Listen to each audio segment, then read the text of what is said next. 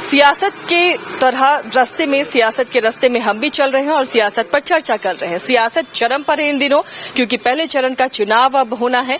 कल जनता अपने प्रत्याशियों की किस्मत को ईवीएम में कैद करेगी। उससे पहले जमकर चुनाव प्रचार हुआ, सभी ने खूब वादे किए हैं, खूब सेल लगा और अब जनता किसके सेल पर भरोसा करती है, किसके वादों पर भरोसा करती है, कौन से मुद्दे हिट होते हैं, ये तो अब परिणाम आने के बाद ही पता चलेगा। तमाम चीजों पर हमने चर्चा की और अब सीधे चलेंगे निरसा सिंधी विधानसभा क्षेत्र, जहां हमारे साथ एडिटर इन चीफ गंगेश कुंजन भी जुड़े हुए हैं। गंगेश जी, तमाम मुद्दों पर हमने चर्चा की है कि इस बार का प्रचार कैसा रहा, क्या खास रहा, कितना अलग रहा, मुकाबला इस बार कितना दिलचस्प है और क्यों दिलचस्प है। आपकी नजर में क्या लग रहा है, इस बार का चुनाव प्रचार कितना अहम था, मुद्दे क्या होने चाहिए थे, कौन से मुद्दे हावी रहे और मुकाबला क्यों इस बार का बेहद अहम है? पहले वहां से शुरू करना, पास आके पलटती है इन रेशमी राहों से एक राह तो वो होगी तुम तक जो पहुंचती है। तो इम्पॉर्टेंट ये है कि कई बार दूर से आती हुई चीजें दिखती हैं पास, और जब वोटर उनके नजदीक जाते हैं तो फिर वो पलट जाते हैं। सियासत में ये सब कुछ चल रहा है इन दिनों। फिलहाल उन रेशमी राहों में एक तलाश जो नेता कर रहे हैं कि जनता तक कैसे पहुंचा जाए। तो हम फिलहाल सिंदरी विधानसभा क्षेत्र में हैं और यहाँ पर हम खिल कनाल गांव में हैं और यहाँ पे हम आपको दिखाएंगे, यहाँ के लोगों के ओपिनियन दिखाएंगे। दरअसल जब ये कार्यक्रम सरेराह सियासत आपने शुरू किया तो इत्तेफाक से हम लोग भी उस वक्त प्लान कर रहे थे कि यहाँ के लोगों के ओपिनियन लिए जाएं और हमने सोचा दोनों को थोड़ा मर्ज कर दिया जाए तो ज़्यादा अच्छा रहेगा। तो यहाँ अगर आप पहले चरण की बात करें तो कई जगहों पर मेरा भी जाना हुआ और वहाँ भी जो चीज़ें बिल्कुल पास दिखती हैं वो बहुत पास हैं नहीं, वहाँ एक दूरी बनी हुई है और नेताओं को इसका आभास है, इसलिए कई नेताओं के पसीने छूट रहे हैं। लास्ट मोमेंट तक आप कह सकती हैं कि लोग नेता जितने हैं वो अपना समीकरण साधने की कोशिश में है और अब सबकी निगाह इस बात पर है कि सेकेंड फेज में क्या होगा। तो फिलहाल सिंदरी में है हम यहाँ पर और सिंदरी के प्रत्याशियों के भाग्य का फैसला यहाँ की जनता करने वाली है। एक इसमें गंगेश जी, आप आगे बढ़ें उससे पहले एक सवाल। पहले जो नुक्कड़ों में चर्चा होती थी, चाय के दुकानों पर, चौपाल पर चर्चा होती थी चुनाव को लेकर, अब उसकी जगह क्या सोशल मीडिया ने ले लिया है? क्या वो चर्चा जो एक गांव के महिलाएं एक गोष्ठी बनाकर करती थी या फिर चाय की दुकान पर खड़े होकर बूढ़े बुजुर्ग या युवा चुनाव पर चर्चा करते थे, प्रत्याशियों के नाम पर चर्चा करते थे, क्या अब उनकी जगह सोशल मीडिया और मोबाइल ने ले ली है? क्या दिख रहा है? एक बड़ी भूमिका तो है, चौपाल की भूमिका बड़ी नहीं रह गई।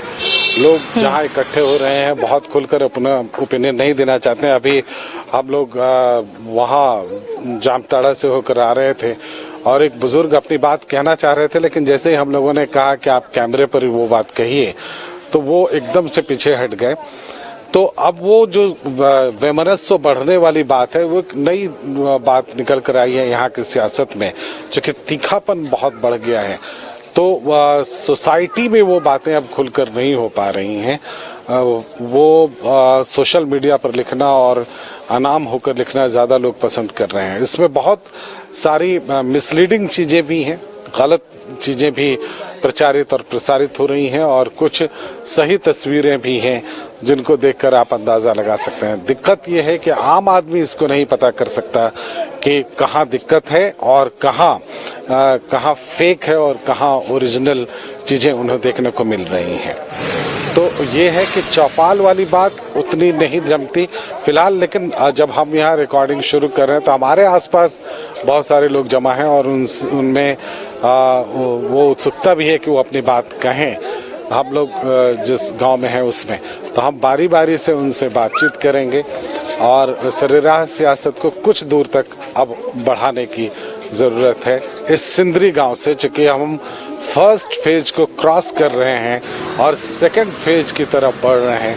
ये ट्रांजिशन का दौर है और इस ट्रांजिशन में हम लोगों से जानेंगे कि उनकी राय क्या है। बहुत इम्पोर्टेंट राय है और ये क्षेत्र बहुत इम्पोर्टेंट है और यहाँ की जो सीटें हैं वो बहुत कुछ डिसिसिव होंगी। हालांकि फर्स्ट फेज की सीटों को आप नकार नहीं सकते, लेकिन सेकंड फेज में पूरी पहले फेज से ज़्यादा ताकत आपको लगती दिखेगी, क्योंकि तस्वीर बहुत अस्पष्ट है अभी भी और ये कहना मुश्किल है कि सबकी अपेक्षाएं जो थीं सीटों को लेकर, मतदाताओं को लेकर, वो पूरी हुई है नहीं। तो अगर आप कहें तो फिर आपको यहाँ के लोगों की राय सुनाएं। बिल्कुल बिल्कुल, आप बढ़िए और ये ट्रांजिशन फेज भी दिखाइए। दूसरे चरण में जाते हुए लोग अब क्या सोचते हैं और क्या उनके जहन में है, कौन से मुद्दे तो हम उन्हें हैं प्रभावित करते सिंदरी हैं। विधानसभा में और हम जानना चाहेंगे यहाँ जो लोग हैं उनसे जानना चाहेंगे।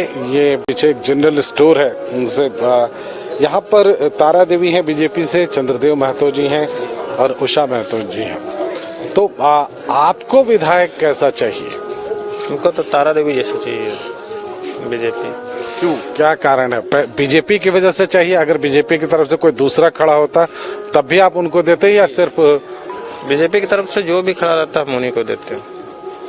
क्या वजह है उसकी? वजह है कि बीजेपी आने से बहुत सारा विकास हुआ है, बहुत सारा विकास हुआ है और जो भी है देश के लिए अच्छा ही हो रहा है, इसी के कारण से बस। आपको व्यक्तिगत रूप से कोई फायदा महसूस हुआ? बहुत कुछ फायदा है। अभी जिस तरह मतलब बच्चा लोग को पैसा वैसा राशन पे खाने का स्कूल में सुविधा है और जो पैसा मतलब बच्चा लोग लेडीज लोग को घुसता है वो सब फायदा। और तमाम तरह के हम आपसे जानना चाहेंगे क्या है माहौल यहाँ पर, लोग किसमें इंटरेस्ट ज़्यादा ले रहे हैं?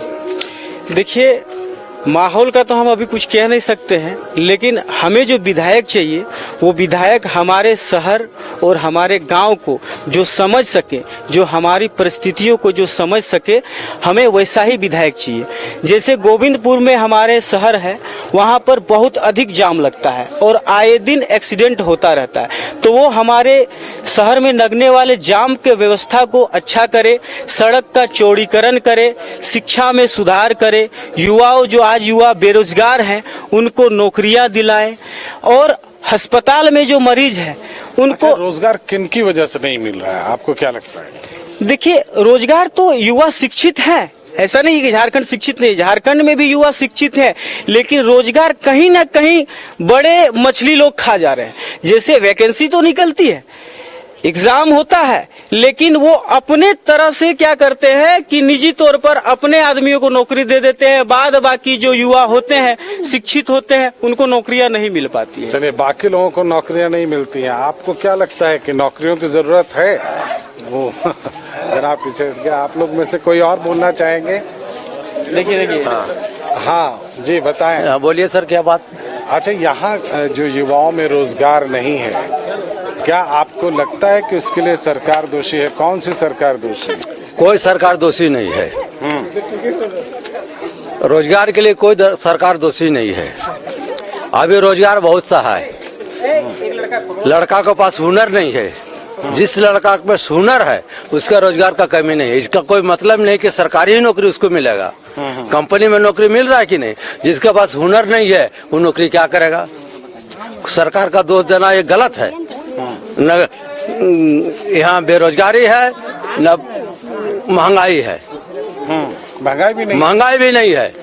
अच्छा, तो दिलचस्प। आप रोजगार नहीं कीजिएगा तो महंगाई, आप भूखे मरिएगा। तो रोजगार आपके पास है या नहीं? यही एक गलती है यहाँ कि छोटा छोटा जो उद्योग था, छोटा छोटा उद्योग में जो पढ़ा लिखा लड़का नहीं है वो भी वहाँ काम कर सकता था, जो मध्यम पढ़ा लिखा है वो भी छोटा उद्योग में काम कर सकता था, लेकिन उस सब को बंद करवा दिया। ये बंद करवा दिया कौन? बोलिए, कौन करवाया? ये नेता लोग बंद करवा दिया। तो कौन दोषी है? तो वही नेता लोग दोषी है, सरकार दोषी नहीं है। तो कौन सरकार दोषी नहीं है? मत की सरकार दोषी? सबे सरकार, चाहे बीजेपी हो, हेमंत हो, जेएमएम हो, कांग्रेस हो, कोई भी सरकार है, जो भी यहाँ नेतागिरी करता है वो अपना पेट देखता है। नेतागिरी कहता है हम गरीबों को भलाई करेगा, तो वो तो 5 साल में पहले अरबपति बनता है नेता। आज 5 साल में है जिसका चलने का ठिकाना नहीं है। लेकिन आप ये बताइए कि ये जो 3 कैंडिडेट हैं आप, हाँ, इसमें से किसी को तो वोट देंगे। हाँ, वोट हम लोग देंगे। किसको देना चाहिए? जो आपके देश हित हिसाब में से? काम करना चाहता है, देश हित में जो देश हित में काम करता है। पेट हित के लिए हम लोग बात नहीं करते हैं। अच्छा, ये दिलचस्प है। पेट हित पे काम करने वालों को वोट नहीं मिलेगा। जो देश हित में जो काम करेगा उसको वोट हम लोग देंगे। चलिए, आपको क्या लगता है, इनकी बात से आप सहमत हैं? नहीं, जो बोला वो सही बोल रहा है। नेता सब बनता है अपने लिए, पब्लिक के लिए नहीं बनता है। वो एक नेता बनता है तो हम लोग देखते हैं कुछ नहीं था उसका। एक बार इलेक्शन जैसे तो करोड़पति अरबपति होता है, कहाँ से बनता है? हम ही लोग का पैसा लेके बनता है लोगों ने। आज ये जो हेमंत सोरेन ने 1000 रुपया महिलाओं को दिया है, इससे अच्छा कहीं रोजगार एक प्राइवेट फैक्ट्री चालू करा देता। मेरा कलरा इंडस्ट्री में बहुत सा फैक्ट्री है, लेकिन उस सब नेता लोगों को कमीशन चाहिए। मैया योजना में और भी राशि माया बढ़ा रहे योजना हैं। के लेके तो हम कहाँ देगा? देश का पैसा ही देगा, देश तो धरातल ले जाएगा। ये जो माया योजना दे रहा है, समझ ज्यादा है। अगर आशिया जी सुन रही हो तो जरा सुने। यहाँ लोगों तक ये बात सोशल मीडिया के जरिए पहुँच गई है कि भाई पैसा आम लोगों का ही है जो लोगों को बांटा जा रहा है। आपको क्या लगता है? आज बिजली बिल माफ किया है हेमंत सोरेन ने, सुनिए। हाँ, बिजली बिल माफ किया है। बिजली का दर पहले कितना था? 2 रुपया यूनिट देता था हम लोगों का, अभी 7 रुपया यूनिट कर दिया है। तो तुम आप किसके लिए माफ किया? तो जो एकदम निम्न वर्ग है वो 200 यूनिट लाता है, जो मध्यम वर्ग है वो 200 से 250, 250 तक जलाता है, उसको 700 रुपया लगता है। उसको कितना महंगा पड़ गया। चलिए, आप और क्या कहें? हम लोग के यहाँ कभी और व्यक्ति 7 साल 8 साल काम करता है तो जल्दी से SIPF का नहीं मिलता है और नहीं सही से मजदूरी मिलता है। अच्छा, मजदूरी भी नहीं मिलती? नहीं मिलता सही से। और SIPF का तो नाम ही नहीं है। 7 साल कहीं भी काम कर चुके हैं, नहीं मिला आज तक। तो इस बार क्या इरादा है कि फिर था हम काम छोड़ चुके हैं गुस्सा से। जो साल भर में 5-6 हजार रुपया हमको मिला बोनस, उसके चलते हम काम छोड़ दिए। अच्छा, तो इस बार वोट किसको मिलना चाहिए? सरकार कौन सी बननी चाहिए आपके हिसाब से? सरकार तो हम अपना कमल फूल में ही देंगे, चाहे जो हो जाए। कमल फूल अपना है जो अच्छा करता है मेरा जाएगा। आपके लिहाज से, आपके हिसाब से किसको मिलना चाहिए? क्या इस गांव में विकास हुआ है? ये इम्पोर्टेंट। नहीं, हमारा तो यहाँ अभी कोई सा कुछ विकास नहीं हुआ है। चापाकल अभी एक भी ठीक नहीं है हम लोग गाँव में। 1-2 ठो ही सही है, ना तो बाकी सब खराब है। तो मेरे यहाँ उतना कुछ, मेरा इस बस्ती में वैसा कुछ विकास नहीं हुआ है। हम लोग का यहाँ पे जो विकास के आगे बढ़ाएगा विकास को, उसी को हम लोग वोट देंगे। अच्छा, गांव उसके लिए तैयार गाँव है? उसके लिए तैयार है। अच्छा, चलिए, बहुत अच्छा है। और भी कोई अपनी बात रखना चाहते हैं? अच्छा, अपना मन से विकास के बारे में सर कोई सोचता नहीं है। हाँ, ये तो आप बताइए किसको वोट देना चाहिए? देखिए, वोट तो हम लोग अपना 5 साल में प्रत्याशी जो चुनते हैं, इस कारण से कि हमारा जो मान के चलिए गांव का विकास हो, जन का विकास हो। गांव में जो चीज़ मेरा नहीं है, सड़क नहीं है, पानी नहीं है, इसके वजह से हम लोग चुनते हैं। लेकिन उम्मीद से जरूर चुनते हैं, पर मिलता कुछ नहीं है। चाहे किसी को भी चुनते हैं, हम किसी को भी नेता को चुनते हैं। अब इस बार तो चुनना होगा, चुनना तो चुनाव आ गया। मजबूरी तो है सर, किसी न किसी को तो जरूर चुनेंगे। पर हम लोग उम्मीद इतना रखे हैं कि इस बार कुछ बदलाव जरूर करेंगे, ताकि 5 साल में जो हम लोगों को जो झेलना पड़ा वो अब ना पड़े।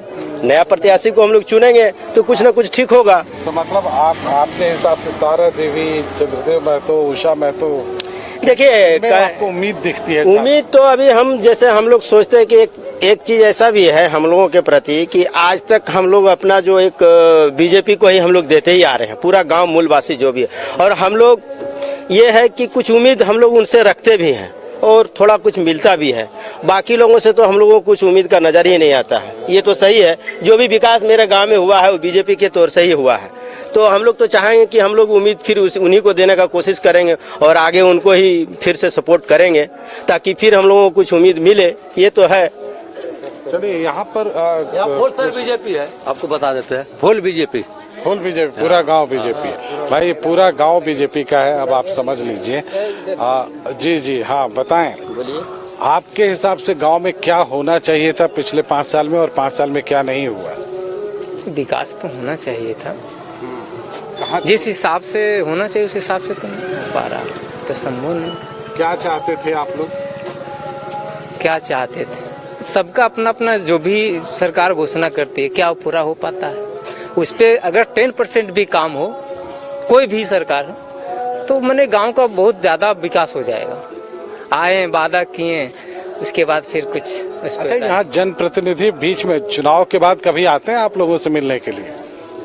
मिलने नहीं आते, वो तो टाइम नहीं आता है। बस वोट लेने के समय जरूरत पड़ता है तो हम लोग को ही खुद उनके पास जाना पड़ता है, और जब उनका चुनाव रहता है तो हम लोगों से खोज खोज के मिलते हैं। लेकिन जब हमारा जरूरत पड़ता है तो हम 10 आदमी को पकड़ के उनसे मिलने जाते हैं, उसके बाद भी उनके पास टाइम नहीं रहता है कि कौन आया है, किस काम से आया है, क्या तकलीफ में है, इतने जानने का उनके पास टाइम रहता ही नहीं।